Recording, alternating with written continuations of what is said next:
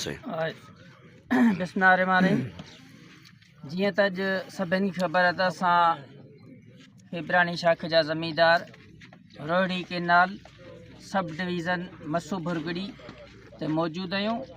Sub division मसू Bhurgri SDO चवे थो त असांजे तरफ़ां वाराबंदी ख़तमु आहे, पर एक्सीएन पंहिंजी मनमानी करणु पूरो आहे, जेको हरूं भरूं अवाम खे असांजे हारी ज़मींदारनि खे तंग करे असांजा फ़सुल पियो तबाह करे, असांजो रिज़्क़ रोज़ी उहो पियो तबाह करे।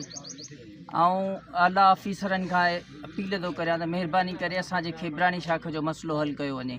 जॾहिं त असांजे शेड्यूल मुताबिक़ खेबरानी शाख कल्ह खुलणी हुई, जेकी न खुली सघी। अॼु सुबुह SDO 6 बजे शाख खुलाए वियो आहे, पर ॿिया कुझु ऑफिसर जेके शैतान आहिनि उहे असांजे हरू भरू छेड़छाड़ करे असांजी खेबरानी शाख बंदि करणु चाहींदा।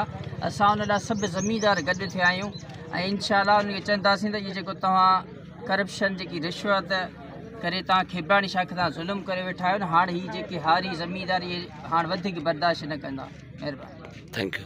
ही तव्हां सभिनि जा वीचार ॿुधा। ही असां तव्हांखे ॾेखारियो रोहिड़ी केनाल ते असां हिन वक़्तु मौजूदु आहियूं ऐं ही एरिकेशन वारनि जी ॾाढाई ऐं मनमस्ती आहे, जंहिंजे करे हर 3 महीने 4 महीने जेको थोने खेबरानी शाख जे ज़मींदारनि ऐं हारनि जो एहतजाज थींदो रहंदो आहे ऐं हिन वक़्तु बि ईअं थियो आहे जेको असां तव्हांखे लाइव ॾेखारियूं।